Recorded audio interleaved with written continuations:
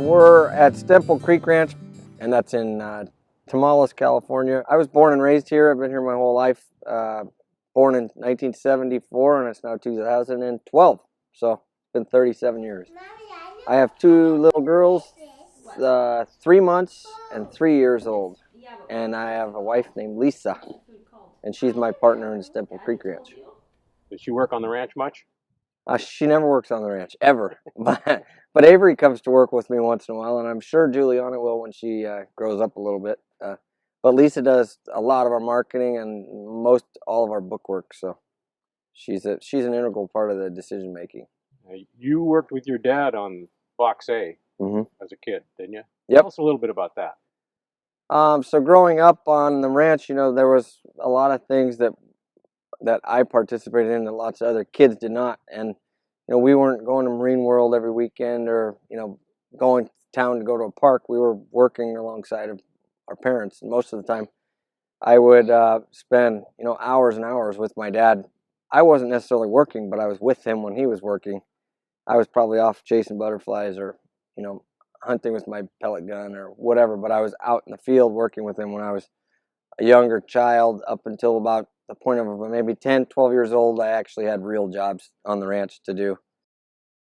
Usually farms, small family farms, don't last past 3 generations. And because people just aren't interested in maintaining it, they go into other lifestyles and move away and so forth. But in this case, our sons come home and our daughters are also very interested too. So let's hope. To me, I just feel like the blessing's just right there. There's a light at the end of the tunnel, and we're hoping, that things fall into place and that we can keep it. You're not sure, it's a step-by-step process. And if the passion is strong enough, and having Lauren come home was what made it really, really, it gave it the fire to continue.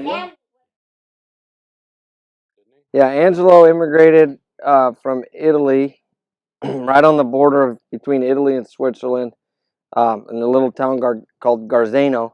He came over here in 1896, and once he passed through Ellis Island, headed straight from Marin County, and started on a little dairy over here in Chilena Valley, and then worked his way over here to Fallon, where we are now, and started actually having the business of his own, I think in late 1901, 1902.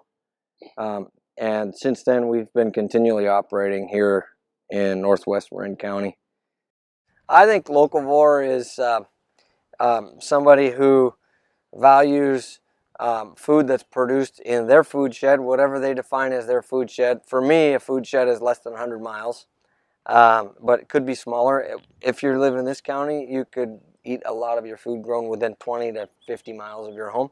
Most of our product, I'd say 90% of our product is consumed within 60 miles of the ranch, which is amazing.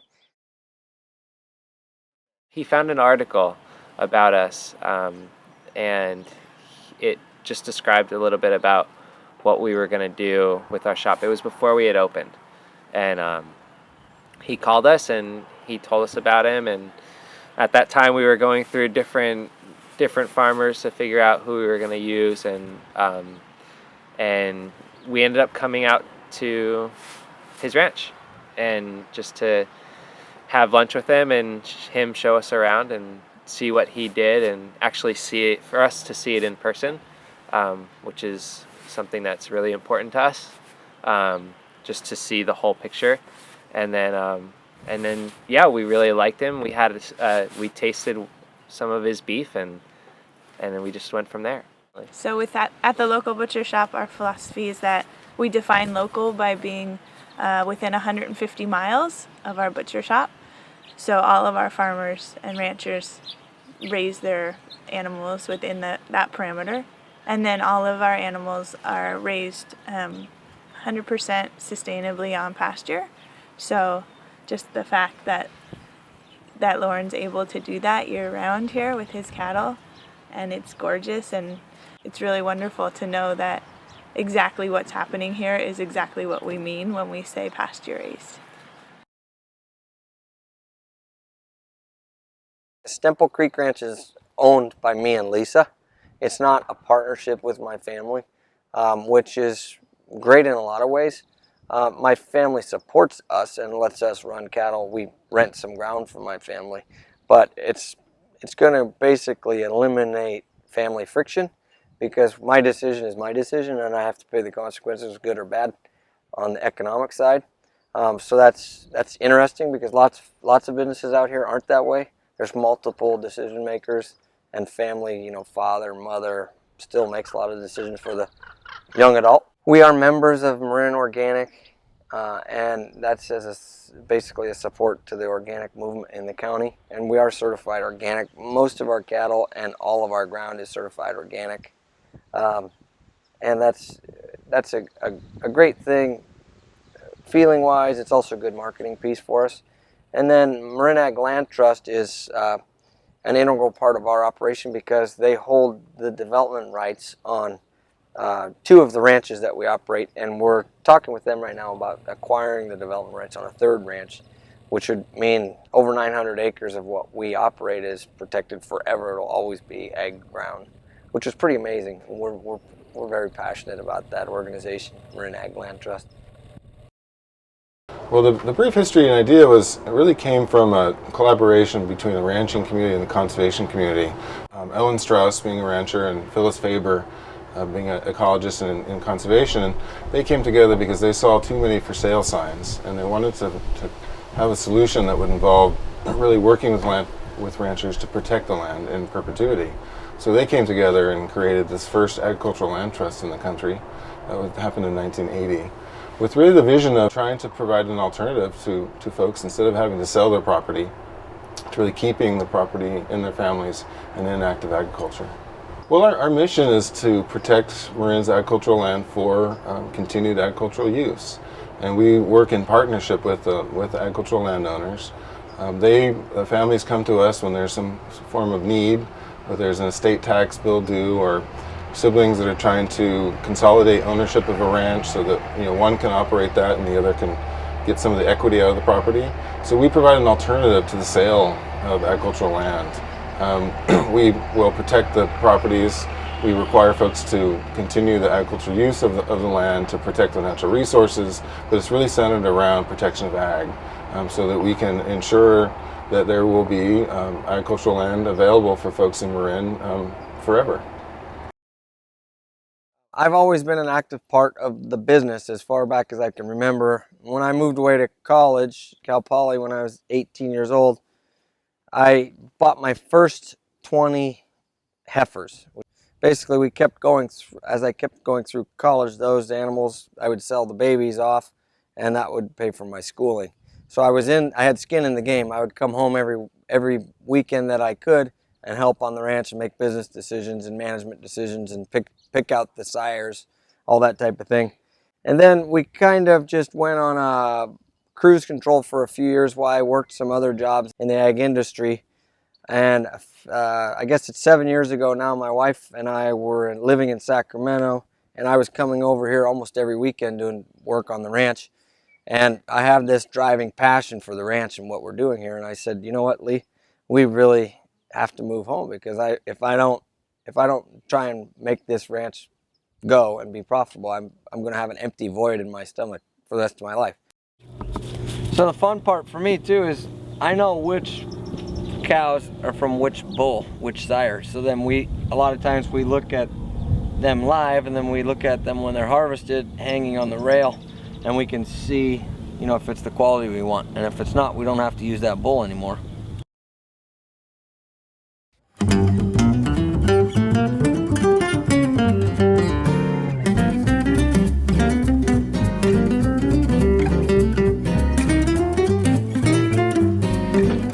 Local, it is grass-fed from start to finish.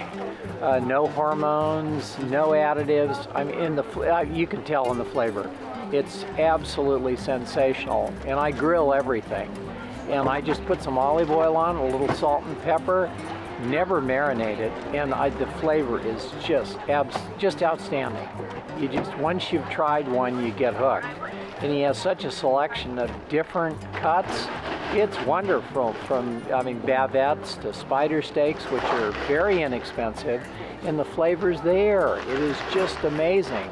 And if you've ever had one of his ribeyes, I mean, it's pretty sensational. It's getting right up there with a deeply moving religious experience. What got you started buying meat from Stemple Creek Ranch? Specifically, my wife and I, before we got pregnant, we were looking into more nutrient-dense foods instead of trying to get things that are commercially raised. And family friends of ours informed us about the benefits of purchasing grass-fed beef, and wanted to support local cattle ranchers and so forth instead of commercially raised beef. And got in touch with him, got a chance to know him and his family, came out to a couple of barbecues, and I've been purchasing beef there ever since. On a high-level approach, the practices over at Stemple Creek Ranch specifically incorporate biosustainability with the grasslands and so forth. So they use native species. They're not incorporating things that aren't native to the local area itself. They're more like land stewards there. They actually preserve the land that's there, even though they're raising cattle. We butcher only whole animals in their wholest form that's possible. So we get forequarters and hindquarters of beef. We get whole lamb from Lauren, and just more recently we've been getting something that we call vitellone, which is like a teenage beef. So it's much more humane in a sense. We're very careful about the compassionate slaughter that it has, the responsible, life that it has had in terms of being in the open pasture and getting to live its life fully. We utilize the whole carcass too. So we don't throw bones away, we don't throw anything away. We take our bones, we roast them off, we make beautiful stocks that we sell in our shop. We make pâtés, rillettes, we make dog food. We utilize the whole carcass. The challenge with grass-fed in our area is we don't have green grass year-round. And most of the time the cattle aren't gaining weight unless there's green grass for them to eat. So our opportune time to harvest these animals is the middle of June to July, August, when all of the grasses have come to a head.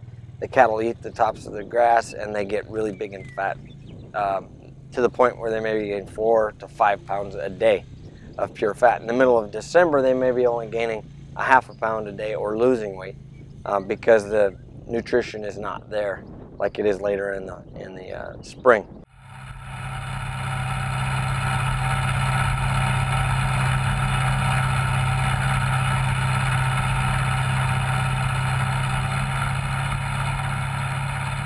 I'm mowing grass for Lauren, basically, my son. This is going to be cut and baled.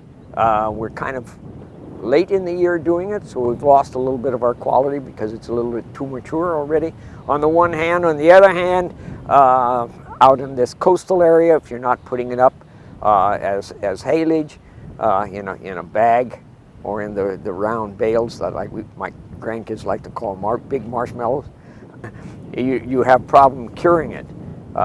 We get cold, wet fog in here. This particular hay Lauren has introduced some clover into, and so you have some difficulty, particularly the areas where it's heavier in drying it out and getting it properly cured to put it into a bale. Otherwise, you put it in a bale and it becomes musty and moldy and so forth. But anyway, that's what I'm doing right now. We either windrow it, let the cows come and eat it, or this particular field, I'm glad he's saving at least some of it because it'll provide him with some pretty good filler later on in the year when the cows really need it. Most people in agriculture tend to be more on the conservative side, not really willing to change readily, but Lauren is kind of looking at the future, and he's got a lot of great ideas, and it's really interesting working with a guy like that, and I find it very challenging because a lot of his ideas are very innovative and progressive, and really you have to change with what the public wants, and he's tended to adapt to that, and I think it's the right approach, and I really think he'll be successful at it. I'm not a rancher. I couldn't tell you the first thing about taking care of a cow. I have never actually gone out on the ranch and taking care of cattle. I quite frankly, I have no interest in it. It's not me. It's not who I am. You know, I wear cowboy boots because they keep my feet clean and dry when I'm out on the ranch. But I am truly passionate about our business, and I'm truly passionate about running our business in a way that's right for the environment and right for people that are eating our meat and for consumers and right for our family. And even though I'm not a rancher, and even though, you know, that huge part of the business is really just not me, I still feel very much a part of it, and it does still feel very personal to me. And it's definitely happened over time, you know, where at some point it felt like, oh, this is ours, where, you know, instead of, oh, this is Lauren's and I'm his wife. And it definitely was a gradual transition. Are you still working cattle at your ranch? Are you kind of in the retirement phase, or are you sharing something with Lauren right now, working together on stuff? This past year, he has been wonderful enough to retire me. I still work with him on occasion when he needs me, like today or other days. I'm kind of a gopher now, you know, and that's wonderful. At 72, I don't have to necessarily go out. He's got other people that are doing the work. It was kind of a difficult transition for me until I started to get used to it. It's been a lot of fun. I don't need to go out this morning. I could sit and read or work out or whatever. But I still work with Lauren when he needs me. It's taken me a while to get around to the point where you've asked what I'm giving Lauren right now. I'm giving him the freedom to make the decisions. That's what I'm getting. And once in a while I'll drive a truck for him or go pick something up. Basically, that's it. It's a good answer. This bull was born in 2009. That's what the 9 is, so he's coming on 3 years old. Hey. His dad's a Midian Focus and his mom's an Example. 9125 is what we call him. Came from Oregon. And what we're doing today is we're actually going to take a little blood sample and a little hair follicle sample, because where he was in the forest up in Oregon with the guy I bought him from, he sired a bunch of those calves, and we want to be able to have documentation on which calves are his and which aren't. So we're going to do DNA testing for this bull.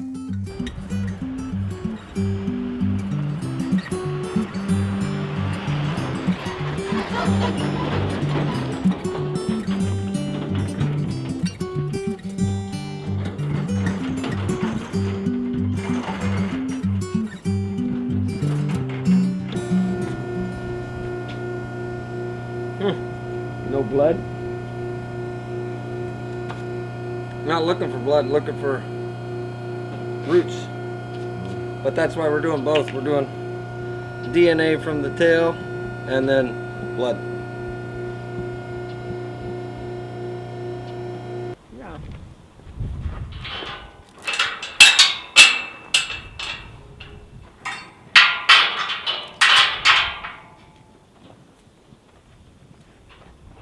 To the relationship with Lauren, and even the strange dynamic or the the interesting dynamic of the Italian, you know, viewpoint of looking at the men or the boys as carrying on the legacy.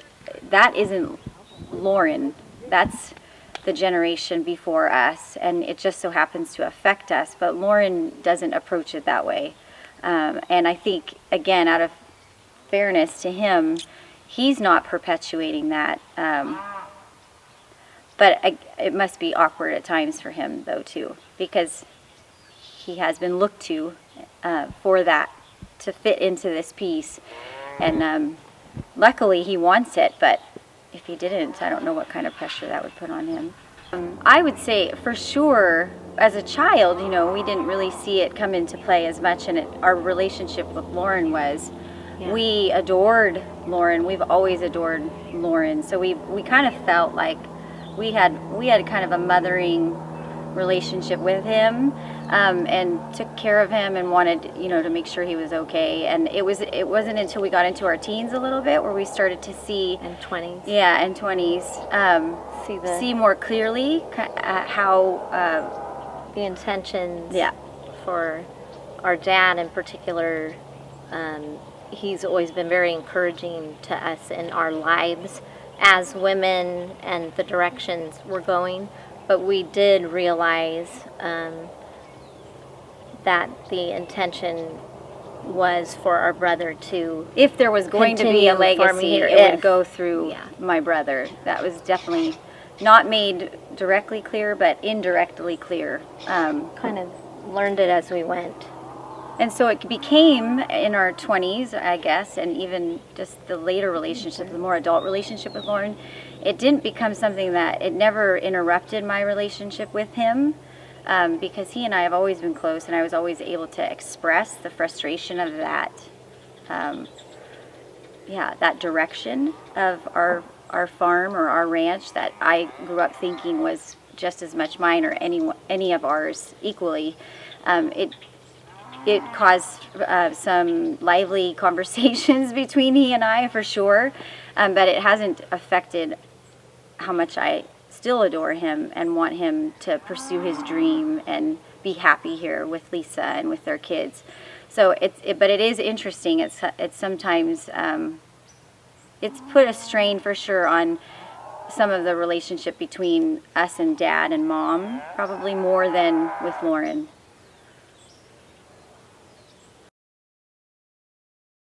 I honestly, from day one, from the time Al got started in taking over the dairy when he was a young man and we were first married 48 years ago, I imagined us having our children continue on. It's just something that is not happening as much, and I actually get rather emotional talking about it because it's, we're going to work as hard as we can. And Lauren wanted to come home, and he and Lisa wanted to get started with their own business here too. She said, I want Lauren to follow his dream, and he's always wanted to come home and be on the ranch. It's just such a passion for him. He used to get the binoculars and look out and say to me, Mom, come quick, there's something going on with one of the cows down there. Get Dad, he needs to go down and check it. And his whole life, since he was old enough to know what a cow was, he's wanted to be a part of this ranch and make it something special. And he and Lisa are doing a wonderful job. Lauren, how long have you guys been farming organically here? 2008. Yeah, 2008. Okay. Mm-hmm. How long did it take you to get the organic certification? Well, we had to decide that we were doing it 3 years prior to doing it. The decision to go organic, we didn't sell anything because of that for about 3 years after, So. When your family was raising beef here before, did you finish at a feedlot or? Yeah. Our whole goal was to put together loads of cattle that would fit into Harris Ranch's program or some other Midwest company's program. And until I read The Omnivore's Dilemma, I was like, why are we, this is what we do. I didn't even think about it, I read that book and said, which I don't necessarily agree with everything in the book, but I think that it made me think, which is pretty amazing. Yeah. I have to try it. I think there's definitely a serious movement that's happening, especially with my generation, understanding people's, where your food's coming from. I think there's a huge shift. Everybody I know, like my friends, even people who are kind of maybe more conservative, they know more about food now and where it's coming from. I'm just very happy to see, people like Michael Pollan and people being interested again in reviving, a traditional way of eating. I think it's healthier. It's better overall for the environment. It may not scale, and it may not be economical for everybody, but we're fortunate enough to be able to do, and we'll hopefully, continue and do more in that direction. Lauren is really doing a good job with treating cows right and raising cows right, and I'm here to learn from him and hopefully someday have a ranch of my own. Essentially, you're also being a part of helping the environment with carbon sequestration. It's a closed circle, so the nitrogen and everything from the cow shit goes right into the grass, and in turn grows feed for the cow. So it makes a lot more sense as far as eating beef for the consumer, for the farmer, and for the cow. Good day so far for you? Oh yeah, so far I've only been kicked once and stomped once, and I'm still got a smile on my face. So my goal is to hopefully be able to not hurt the environment and actually make the environment better by our grazing management and practices, so that we can increase the amount of biodiversity in terms of animals, wildlife, grasses, forages, bugs, all that type of thing. It's kind of a holistic approach to making it last long term.